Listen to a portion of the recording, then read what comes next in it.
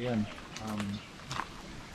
share ko lang sa inyo itong ating backyard small farming dito sa ating likuran ng aming bahay. So, ito yung yung main attraction natin dito is yung kulungan ng manok. Mga manok na medyo malalaki. Yan yung mga Rhode Island. Pasok tayo. Ito yung mga manok natin. Isa, dalawa, tatlo. Limang manok.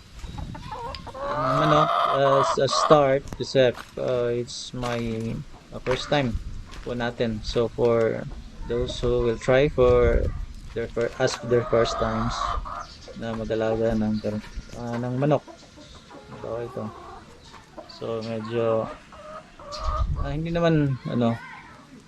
naman siya mahirap. Yan, may dalawang eggs tayo. Usually 2 to 3 eggs sa isang araw. Napansin nyo yung mga kainan dyan, yung mga tubig, yan is hindi nakalapag sa sahig. Tinali natin para hindi masyadong dumihan. And so dalawang itlog. Itong itlog na to, dalawa, pwede natin gamitin pang ulam. Pero mayroon din akong for hatching. Nag-try pa kami first time namin for hatching na anim ata yun na egg. At may nag-hatch na dalawa. Actually bago lang. So ito yung mga inahin ng mga babaeng manok. Yan yung mga nakatali na kainan, food nila, tsaka yung kanilang tubig.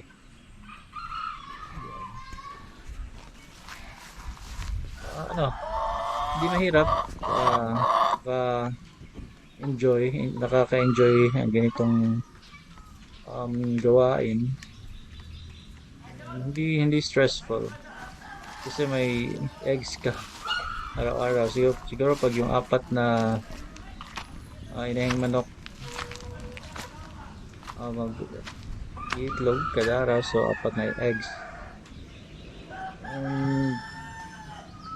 Unti-unti lang, dagdagan hanggang makadami ng mga manok. Yan. For now, lima yung ating mga manok. Isang lalaki at apat na babae. So, dalawang itlog for today. Minsan may tatlo. So, minimum is dalawa for now. Ito yung ating incubator. Yan. So, nag-incubate. Kasalukuyan nag-incubate. Pero mayroon ng isa, diba? Dalawa na yan pala. Meron ng dalawa. So,